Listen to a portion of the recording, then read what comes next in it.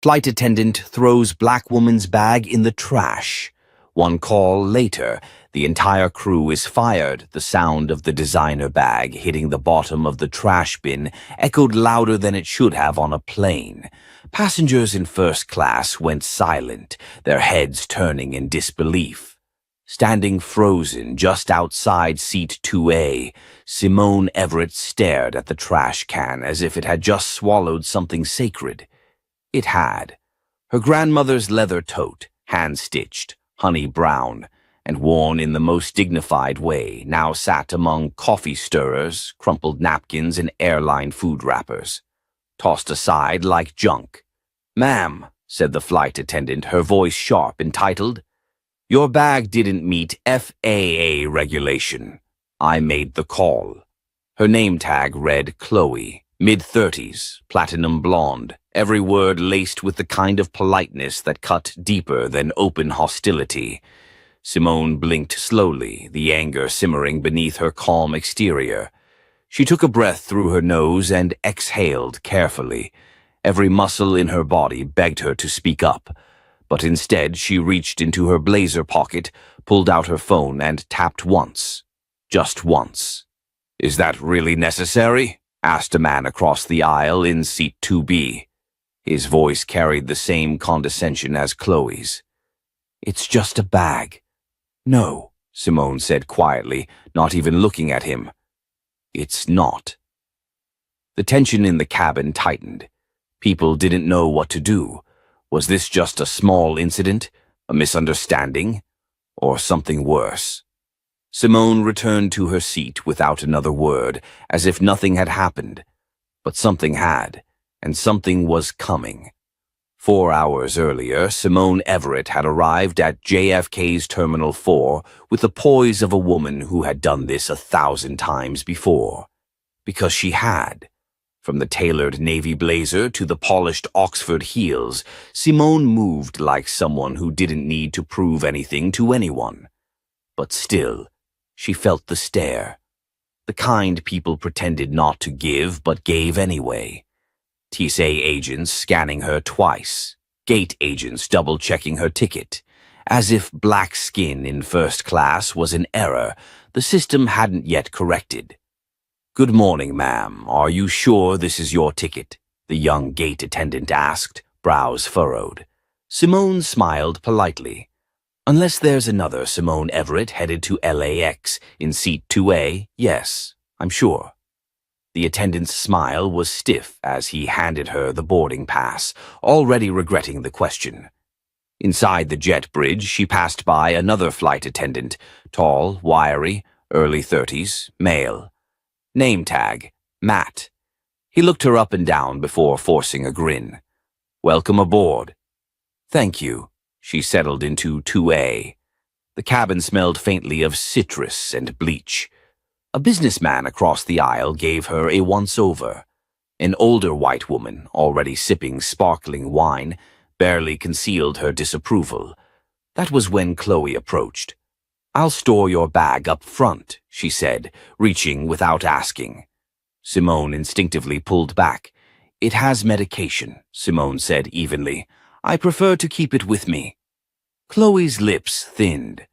"Ma'am, we can't allow large bags at your feet in first class. I'll take care of it." "I fly often," Simone replied. "This bag has never been an issue." Chloe leaned in slightly, her tone dripping with faux empathy. "Well, on my flight, we do things by the book." Before Simone could respond, Chloe yanked the tote from her hands and disappeared toward the galley. Simone stood halfway from her seat, but then paused. Eyes followed her. It wasn't just about a bag, not really. She sat down slowly. The bag didn't return. Now, mid-air and hours later, Simone sat still, legs crossed, fingers tapping lightly on the seat's leather armrest. The hum of the engines, the clicking of soda cans opening, the chatter of passengers. It all blurred around her. Chloe passed by again, smiling like nothing had happened. "Anything to drink, Miss Everett?" "I'm good," Simone replied without inflection. "You sure? I can make you something special." Simone looked her dead in the eye. "I don't trust what you serve." Chloe's smile faltered just a beat. "Excuse me?" "I said," Simone repeated, her voice firm, "I don't trust what you serve." Matt, from the front galley, caught the exchange and chuckled under his breath. This was entertainment to them. A black woman they could patronize, discredit, undermine. Simone turned to the window. Clouds floated peacefully outside, the world below oblivious to the storm inside this cabin. And then her watch vibrated once. Encrypted message received. She read it silently. Surveillance confirmed. Protocol cleared. She smiled faintly and reached up to ring the attendant call button. From the cockpit, Captain Rowley had just received an unusual communication through a secure airline channel. His co-pilot looked puzzled. "You ever seen something called Protocol 19? Rowley shook his head. "Never. But it's tagged high level and flagged for compliance." "What's it say?" He read aloud. "Do not interfere. Proceed with flight. Upon landing at LAX, remain on tarmac. Federal inspection team inbound. No communication with media." The co-pilot blinked. "You think it's a bomb threat?" "No," the captain muttered. "This sounds way more political." Back in the cabin, Tasha, the youngest attendant on the crew, leaned toward the trash bin near the galley. She'd seen it earlier. The bag, expensive leather, still intact. And something inside it shimmered, an ID badge? She leaned closer, discreetly opened the zipper. Her breath caught. No way. She stepped back fast, heart pounding, trying to process what she just saw. She didn't say anything. But suddenly she knew exactly who Simone Everett was, and more importantly, she knew what was about to happen. The jet landed smoothly on the LAX tarmac just after 2:10 p.m., but no one in first class moved. The seatbelt sign had gone off. The usual scramble to grab bags and phones hadn't happened. Instead, there was an eerie stillness, like the air had shifted. Outside the plane windows, 2 black SUVs were already parked near the aircraft stairs. An unmarked white van with tinted windows pulled up behind them. It didn't look like catering. It didn't look like airport maintenance either. Simone Everett didn't need to look twice. She already knew. She sat calmly in her seat, hands folded in her lap, while Chloe paced near the galley, fidgeting with her collar. "Why aren't we pulling to the gate?" she asked aloud, mostly to herself but loud enough for others to hear. "This is unusual." Captain Rowley's voice came over the intercom. It was even and practiced, but it held a tremor buried deep under the surface. "Ladies and gentlemen, please remain seated. We've been instructed to hold position here on the tarmac for an unplanned inspection. We ask for your patience and cooperation." "Inspection?" Chloe repeated, glancing at Matt. "Since when do they inspect planes at LAX?" Matt shrugged, but his eyes had gone glassy. The kind of blank panic that sets in when you know something big just happened, but have no idea what. Passengers began murmuring. In seat 2B, the businessman who'd scoffed earlier tapped his phone, frustrated. "I've got a board meeting in an hour. What kind of airline is this?" Simone turned slightly, just enough for her eyes to meet his. "You might want to reschedule." "What?" She didn't respond. Outside, figures in navy windbreakers with white block letters began to step out of the SUVs. A few carried clipboards, some had earpieces. One man at the front held a tablet and a case that looked military grade. Tasha, the youngest flight attendant, had positioned herself at the back of the cabin. She looked visibly shaken now. Her hands trembled as she clutched a napkin. Matt leaned toward Chloe and whispered, "You think it's a drug thing? Or a bomb?" "I don't know," Chloe hissed back, "but something's wrong, very wrong." "What did you do?" Tasha's voice cracked from behind. Chloe turned defensive. "Excuse me?" Tasha didn't step forward. She stood near the emergency exit, as if wanting to run but knowing better. That bag, the one you threw away. What about it? Tasha's voice was barely above a whisper. I opened it. Chloe's mouth twisted. You're not supposed to— No. You don't get it, Tasha said, her eyes wide with dawning horror. Her ID, I saw it. She's not who you think she is. Chloe blinked. What are you even talking about? Tasha stepped back, lowering her voice even more. She's not just a passenger. She's with the Department of Justice, and not just some agent. She's high level. Chloe stared at her, pale now. No, that's impossible. I checked her ticket. She was booked like anyone else. Yeah, Tasha said, her voice catching. Exactly. The cabin door opened. 2 federal officers stepped in, no guns drawn, but the authority in their posture made the air turn cold. Flight crew, one said without introduction, please remain where you are. We're here under direct orders from the U.S. Department of Transportation and the DOJ's Civil Rights Division. Passengers gasped. Simone didn't move. The officer continued, We have documentation indicating possible civil rights violations aboard this flight. All on-board communications, cabin camera footage, and crew actions are now under review. Matt blurted out, Wait, what is this? We didn't do anything illegal. Simone finally stood. Her voice sliced through the confusion. I'll take it from here. The officers immediately nodded and stepped aside. Chloe's face went ghost white. Why are they listening to her? Simone reached into the inside pocket of her blazer and pulled out the same ID Tasha had glimpsed.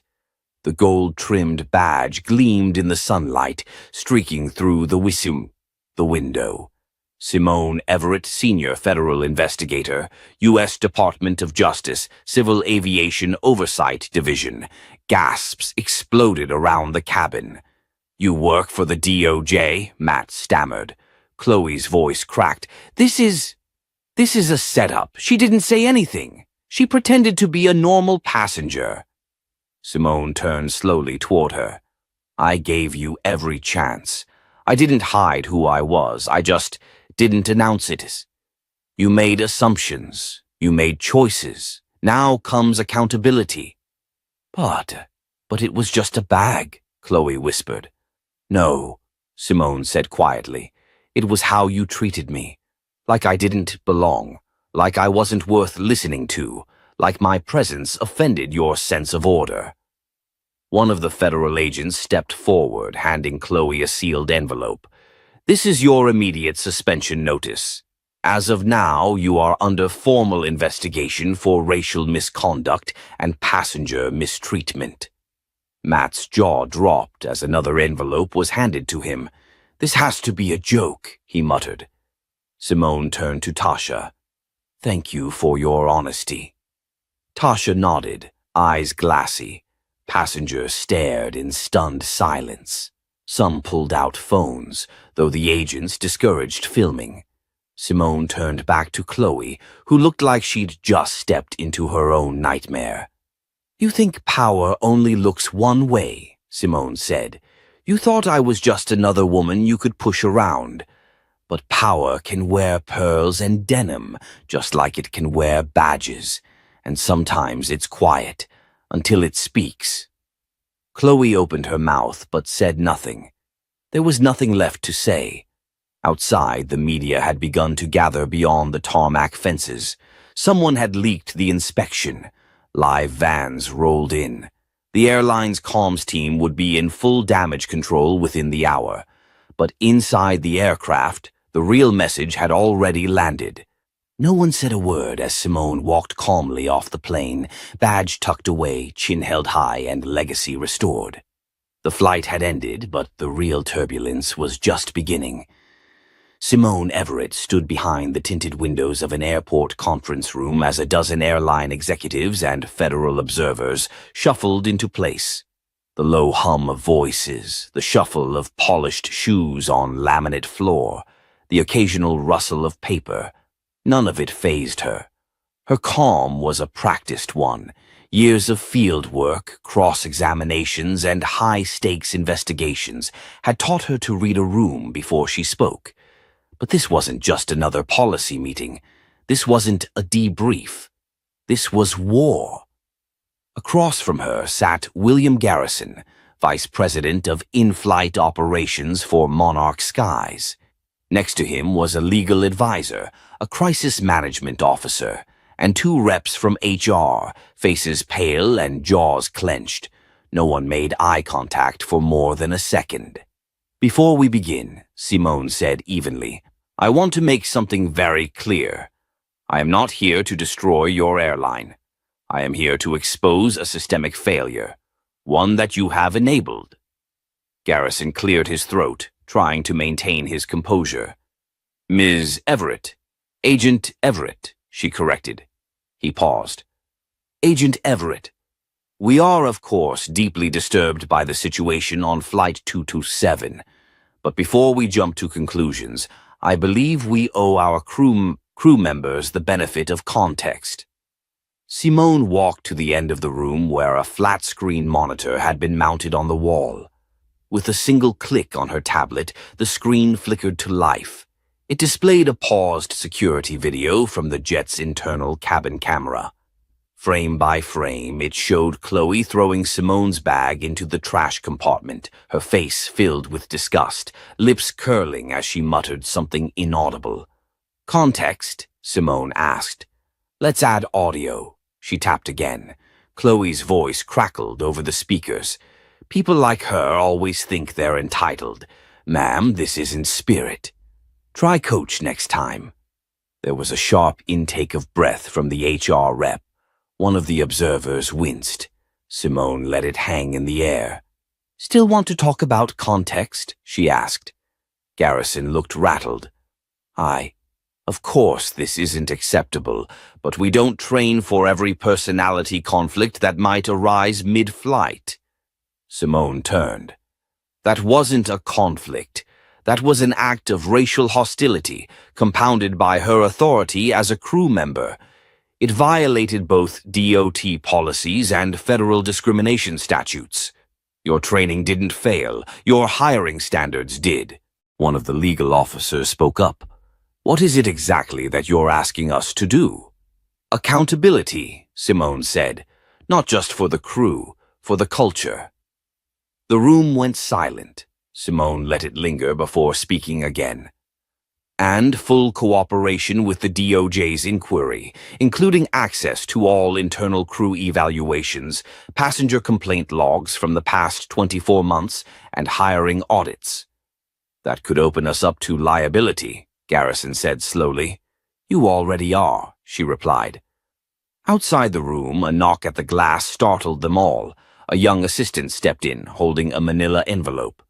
"For Agent Everett, from Washington."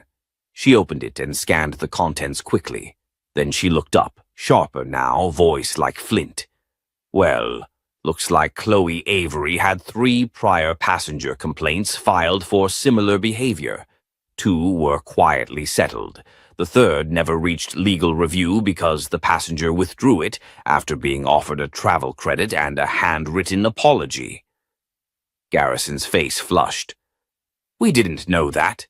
"You did," Simone Simai snapped. "You just didn't care." She paused. "Until now." Back at the airport bar, Chloe sat with Matt, slumped on stools that hadn't seen cushion replacements in years. Their uniforms had been stripped of badges. They were grounded. For now. "This is insane," Matt muttered. "I've flown for 12 years, never even had a write-up." "You think I meant to cause all this?" Chloe asked, her voice cracking. "It was just a stupid bag. She didn't look like anyone important." "You mean she didn't look rich enough?" he said under his breath. Chloe froze. "What did you say?" "You heard me." He looked at her, really looked, for the first time in years. "I've watched you sneer at people who didn't look like they fit your picture of what first class should be. Not just her. Anyone. You treat people like baggage." She stood up, defensive. "I'm not racist." He didn't say anything. She lowered her voice. I was raised to respect people. But when someone gets loud, when they act entitled, you threw away her personal belongings. Chloe gritted her teeth. Do you know what it's like being a woman in this job? Always walking on eggshells, always being judged. Matt looked away. Yeah, but you judged her, and now it's all coming down on us. Meanwhile, Simone met with a young black woman named Alicia, the passenger in seat 6C, who had witnessed the entire altercation. Alicia was visibly nervous but determined. I saw what she did, but I thought, you'd take care of it yourself. I didn't realize you were who you are. I'm just someone with a platform, Simone said. But you're someone with a voice. Alicia blinked. You're going to be subpoenaed. Subpoenaed, Simone continued gently. They might try to discredit you, make you feel small, but you're not. Your account matters. Alicia nodded, swallowing hard. I'll speak. And just like that, Simone smiled, not out of satisfaction, but hope. Because justice wasn't just about punishment. It was about courage. And it was spreading. The press conference room at the Department of Transportation in Washington, D.C. was packed. Cameras blinked under fluorescent lights. Microphones bristled on the podium like a patch of steel weeds. And behind the curtain, Simone Everett stood still as a statue, scanning her phone.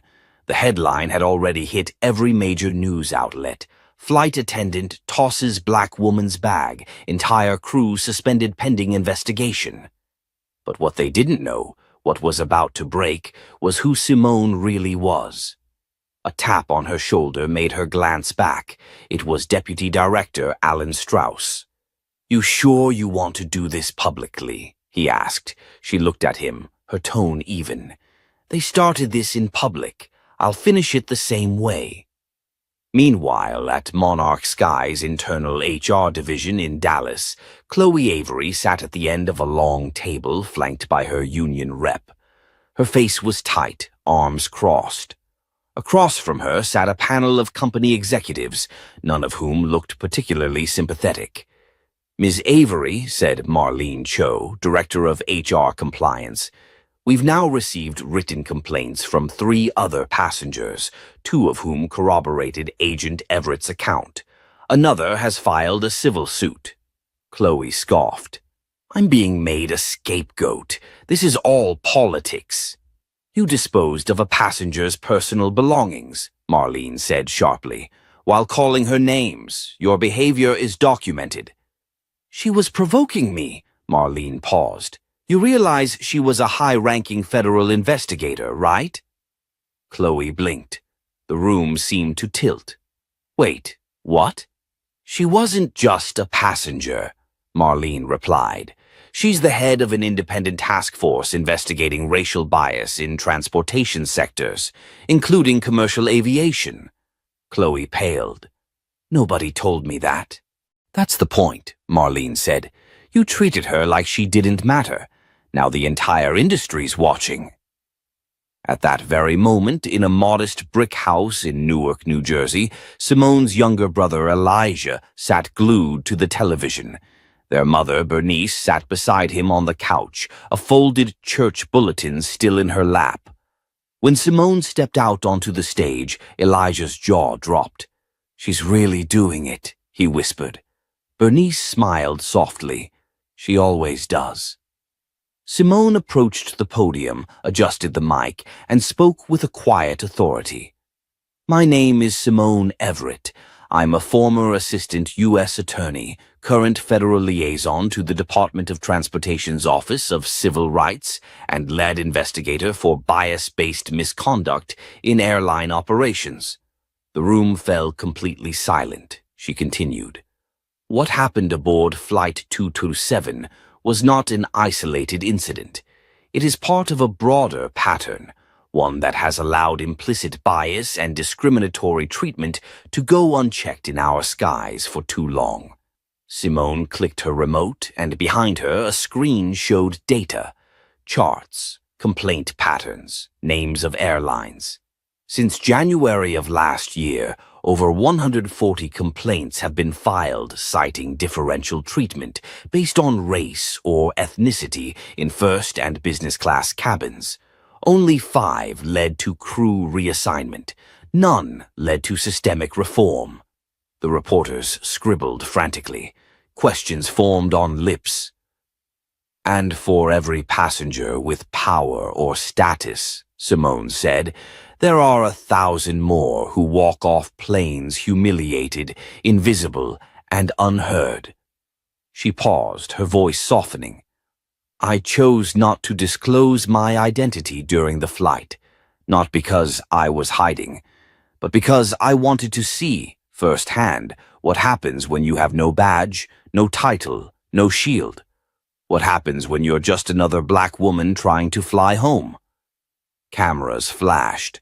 But I'm not invisible, and neither is anyone else who's been mistreated. The applause didn't erupt. It built, quiet, then rising. Not everyone in the room agreed with her message, but they couldn't deny its weight. Later that night, back at the hotel, Simone stood on her balcony looking out over the city. Her phone buzzed, a text from Elijah. You shook the system. Proud of you. She smiled faintly. Then her screen lit up with a new notification. Confidential memo. Internal whistleblower report from Monarch employee. She opened it. The message was short, typed anonymously. This wasn't the first time Chloe Avery targeted a passenger. Internal reports were buried. Some managers told us not to log complaints if they were minor, names redacted in system. Someone higher up is protecting her. Simone's smile vanished. The rabbit hole just got deeper. She opened her laptop, connected to the DOJ server, and began logging the file. This wasn't just about a rude flight attendant. It was a system built to cover for them. And now it was her job to tear that system down. Simone sat alone in her hotel room, the blue light of her laptop casting shadows across her face. The whistleblower report was open in front of her, but it wasn't just the contents that unsettled her, it was the tone. The fear in the anonymous message leapt off the screen. She had spent years unraveling corruption at the federal level, but this was different. This was systemic rot, hidden behind smiling flight attendants and polished uniforms, and she had just poked a hole in a dam. Her phone buzzed, a call from a blocked number. She hesitated, then picked up. Everett, she said. A male voice answered, low and rushed. I don't have much time. I work in internal ops at Monarch Skies. What happened to you? It wasn't random.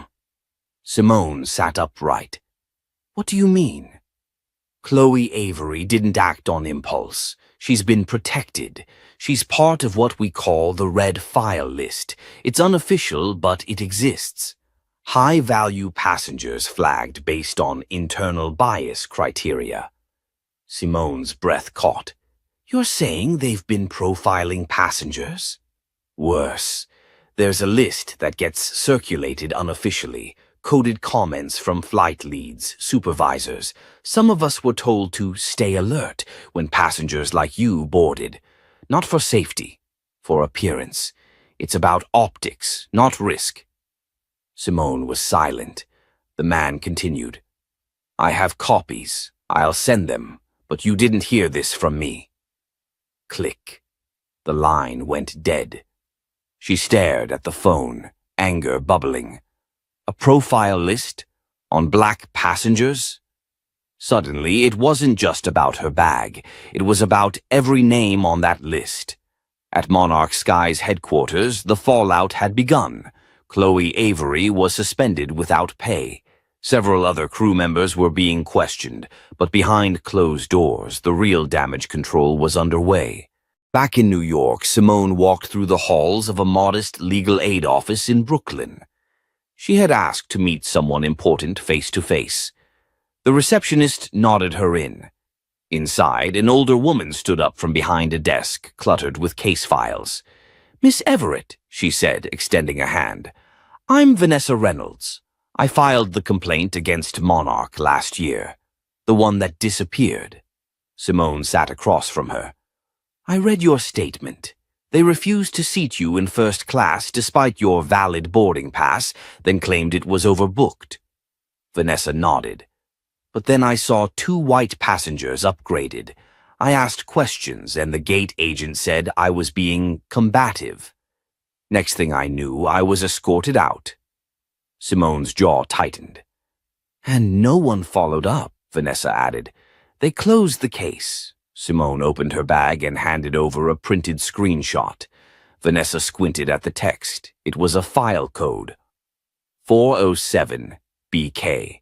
You were tagged, Simone said. The RF prefix matches the whistleblower's report. You were labeled risk factor. Vanessa's eyes filled with tears, not because she was surprised, but because the proof finally existed. I knew it wasn't in my head, she whispered. It never was, Simone replied.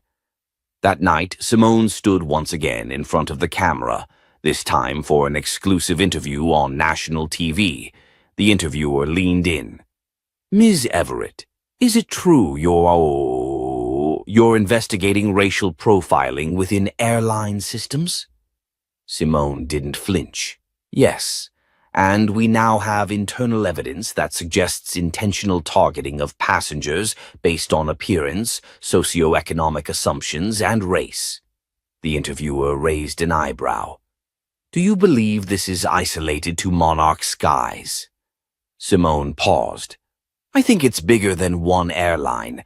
I think we're finally seeing the cracks in a system that's been broken for a long time. Behind the scenes, a Monarch Skies PR advisor watched the broadcast from a hotel bar, his face pale. He grabbed his phone and texted, She's going public. We need to bury the red file. Now. But it was too late. Simone already had what she needed, and the system wasn't ready for what came next. The air in the Justice Department conference room felt thick with anticipation. Simone sat at the head of the polished oak table, a stack of evidence folders in front of her and a large digital display showing the subject of today's internal hearing. Monarch Skies, Systemic Profiling and Passenger Discrimination. To her right sat U.S. Attorney David Cormack, his face unreadable. To her left, Civil Rights Counsel Elena Vance tapped her pen slowly, watching the room fill. And across the table, sitting stiffly in tailored navy suits, were Monarch Skies legal reps, tight-lipped, cornered, and visibly rattled. Simone cleared her throat. We've now collected over 40 testimonies from passengers across 13 states. Their stories vary, but the pattern is unmistakable. Racial bias, targeted mistreatment, deliberate data manipulation, and the now confirmed red file list. Cormack interjected. You're asserting that Monarch Skies operated a clandestine internal profiling system for over 3 years? 4, Simone corrected calmly. Based on internal documents and encrypted communications we recovered. One of those documents, she slid a folder forward, contains flight attendant Chloe Avery's direct messages to other crew members using code words to label passengers. Words like non-compliant, optics risk, and flag on arrival. The Monarch legal counsel shifted. Their lead attorney, Miles Garrett, reached forward. With respect, Miss Everett, this feels more like a crusade than an investigation. These are isolated behaviors. Chloe Avery no longer works for us. Simone leaned forward. This isn't about Chloe. She was just a pawn. But your leadership, enabled this. Garrett started to object, but Cormack raised a hand. Simone opened a manila envelope and produced a printed copy of a flight crew chat log. She began to read aloud. Seat 1A, nonverbal, black female, designer bag. Probably flexing. If she gets fussy, trash it, teach a lesson. Sent by Avery. Approved with a thumbs-up emoji by your Regional Director of In-Flight Service, Cynthia Reed. time-stamped 2 hours before I boarded Flight 226. Dead silence. Cormac stared down at the page. "And you're certain that was you in seat 1A? Simone nodded. "Yes, and the bag they tossed had an encrypted flash drive in a side pocket, one I was transporting for an unrelated federal case. The potential compromise of that data alone could qualify as obstruction of justice." Garrett's face blanched. That wasn't in the original report. "Because I didn't file one," Simone said. "I knew you'd bury it. Instead, I traced everything back through your own system, quietly, and I wasn't alone." The door opened. A young woman in a gray suit stepped in, holding a USB stick. "Who is this?" Garrett asked. "My tech analyst," Simone said.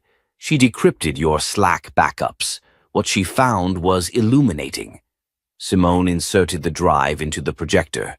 The screen flashed up a spreadsheet labeled RF Master Roster.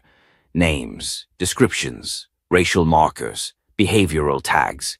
Cormac's jaw clenched. "This isn't just discrimination," he muttered. "It's a violation of federal civil rights laws, interstate commerce statutes, possibly even conspiracy."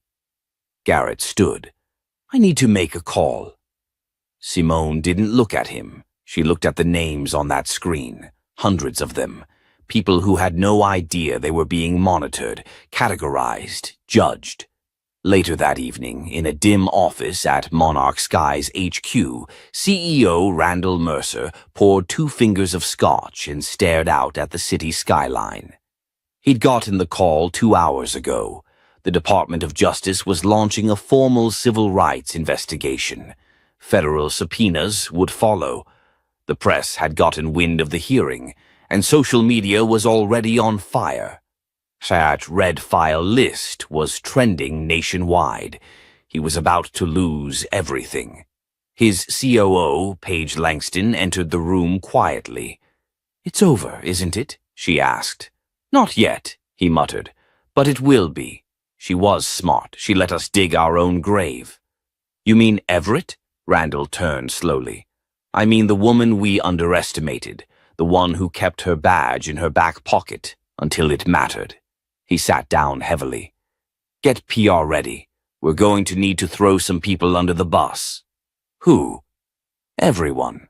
Meanwhile, Simone walked through a quiet Brooklyn street. Her phone buzzed. It was a text from Vanessa Reynolds. "Just saw the news." I cried. "Thank you for fighting for us." Simone stared at it a moment, then typed back. "This fight isn't over, but it's finally public." A second later, another message appeared, from a number she didn't recognize. "Monarch buried more than just passenger lists. I have the documents. We need to talk." Simone stopped walking.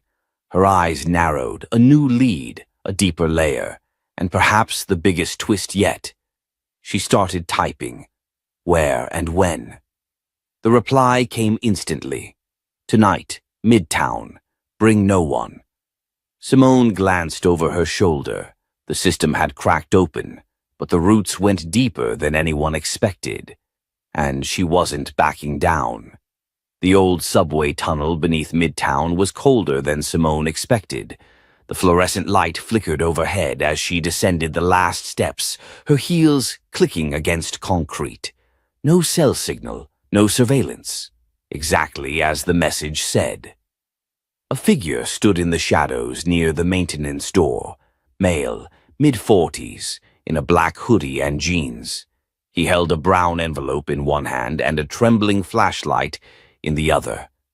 "You came alone?" he asked, voice rough from nerves. "I don't trust anyone easily," Simone replied, "and you didn't sign your name." The man stepped closer into the light. "Name's Jared Quinn. I used to work IT security for Monarch Skis until I started asking the wrong questions." Simone's eyes narrowed. "You're the one who messaged me. Why now?" "Because what you exposed, it's only part of it. That red file system? It's connected to a federal database, run through a contractor Monarch's been paying off. He handed her the envelope. Inside is a list of blacklisted passengers, but not just Monarchs. Delta, Arrow Cross, even Amtrak has access. And the codes, half of them are DHS overflow tags. This goes beyond racial profiling. It's surveillance, hidden in plain sight. Simone's breath caught. You're saying this was sanctioned? No, Jared said, shaking his head. It was buried, started post 9/11 as a counter-terror measure. But over time, it was used to flag anyone who looked like trouble. And for some folks, looking like trouble just means being black, or Muslim, or poor. She opened the envelope. Dozens of forms, email printouts, IP logs, and a payment trail. Names she recognized from the press, from civil complaints, even some who'd reached out to her privately. None of them had known why they were being detained, denied boarding, or humiliated in front of others. Jared lowered his voice. They'll come after me when this goes public. I just needed someone to blow the lid off. And you're the only one who didn't flinch. She studied him for a long beat. This means exposing people in Homeland Security. I know. And you're not doing this for a deal, immunity. I'm doing this because my sister was denied boarding 6 times in 1 year. She thought it was bad luck, but she was in that list. Passenger, tag, 322F, watch adjacent. They called her a threat because she attended a protest in college. That's it. Simone exhaled. The scale of it was staggering. She looked him in the eye. You did the right thing. But once this surfaces, you'll need protection. He smiled sadly. I already packed a go bag. Before they could say more, a deep rumble echoed through the tunnel. A second later, a voice called out from behind them. Don't move! They spun around. 2 men in suits were standing at the stairwell. One held a badge, the other a sidearm. Their suits looked civilian, but the posture screamed federal. Jared went pale. They found me. Simone stepped in front of him, calm, poised. Agents, if you know who I am, then you know what you're doing right now is obstruction of an ongoing federal civil rights investigation. One of the men hesitated. Simone pulled a laminated card from her coat pocket. Special Counsel Simone Everett, U.S. Department of Justice. This man is a federal whistleblower under temporary protection per Executive Order 12457. If you so much as touch him, you'll be explaining it to a judge by sunrise. The taller agent stared at her, eyes narrowing, then lowered his weapon. We'll confirm. You do that, Simone said coolly. Until then, get out of my scene. They left without another word. Jared stared at her like she'd just defused a bomb. I thought they were gonna shoot me. You don't need to worry, she said, pocketing the documents. They won't touch you, and if they do, they'll answer to the same system they helped corrupt. As they climbed the stairs together, Jared whispered, What happens next? Simone looked out at the skyline from the alley exit. Lights flickered across the city like a heartbeat. She pulled out her phone and dialed. Next, she said, we wake the entire country up. She called her office. Marla, prep a joint press conference. DOJ, FAA, and Civil Liberties Union. We go live at noon. And the charges? Marla asked on the other end. Simone's voice hardened. Systemic racial discrimination, conspiracy to violate civil rights, data misuse under the Patriot Act, and obstruction of justice. She hung up. This wasn't just about an airline anymore. It was about a broken system, and the woman determined to tear it down. The conference room at the Department of Justice overflowed with cameras, journalists, legal advisors, civil rights activists, and top-tier government officials. A sea of microphones lined the podium, each angled to catch every syllable of the speech that was about to change the public conversation. Simone Everett stood behind the podium, poised and unshaken. Her navy blue blazer was immaculate, her afro pulled into a low, elegant bun. The weight of the moment didn't show on her face. Only the fire in her voice gave it away. "Good morning," she began. "What started as a case of racial profiling on a flight from Atlanta to Seattle has unearthed something far more insidious. A coordinated system of surveillance, profiling, and discrimination that has affected hundreds of thousands of Americans." The room fell to a hush. Simone took a breath and let it hang. For over a decade, private transportation companies, under the guise of internal security, collaborated with data contractors and government loopholes to monitor, flag, and blacklist individuals, most of them people of color, immigrants, or political activists. They were humiliated, detained, sometimes even banned from flying, not for what they did, but for who they were perceived to be. She held up a red folder, the same color as the system that had wronged so many. This red file was the code name for the list that flight attendant Marcy Geller used to justify throwing a black woman's bag in the trash. That woman, Dr. Olivia Carter, was an award-winning federal policy advisor on racial justice. The crew didn't know that. But even if they had, would it have mattered? Or would she have simply been labeled difficult and dismissed again? A ripple moved through the crowd. Simone pressed on. "Since our investigation began, 17 crew members have been terminated. 3 executives at Monarch Skies have resigned. Federal charges are pending against the software firm that built the discriminatory algorithm behind the red file list. And thanks to whistleblowers like Jared Quinn, we now have a path to dismantle this system permanently." Murmurs of approval swept the room. But we're not done. This isn't just about one airline or one crew or one database. This is about a culture that tolerates profiling as a form of policy, a culture that trains workers to act on bias and punishes them only when they get caught. She looked directly into the cameras. To every passenger who was denied dignity, to every parent who had to explain to their child why they were treated differently, to every traveler who knew something felt wrong but couldn't prove it. "This is for you." Simone stepped back as the room erupted in applause. Later that day, Olivia sat beside her in the green room, watching as cable networks replayed the speech. Her expression was unreadable. "You okay?" Simone asked. Olivia nodded slowly.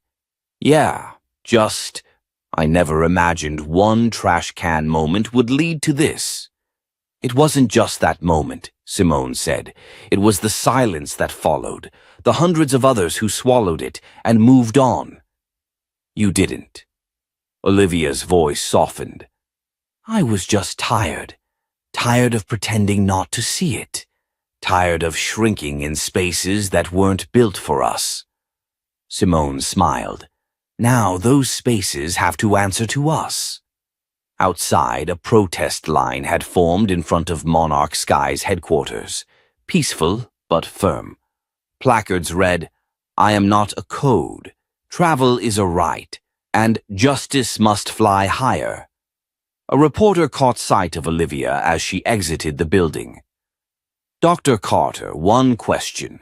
What would you say to people who think this is an overreaction, that it was just a bag and a rude crew?"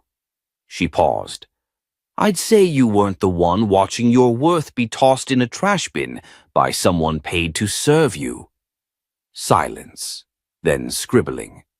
"But if even one person gets to walk on a plane and be treated with dignity because of what we did today, then it was worth it." She turned to Simone. "Let's go. There's more work to do." As they walked away, a little girl tugged her mother's sleeve nearby and pointed. "Mom, that's her. That's the woman from the story." Her mother smiled and nodded. "Yeah, baby, that's her." This story isn't just fiction. It echoes the lived realities of millions of people who face discrimination every day in places where dignity should be standard, not a privilege. If this story moved you, challenged you, or made you reflect, support our channel by liking, sharing, and subscribing. Your engagement helps us bring more stories to life that spotlight injustice, resilience, and the power of truth. Let's keep this conversation alive. Together we can build a world where fairness flies higher than fear.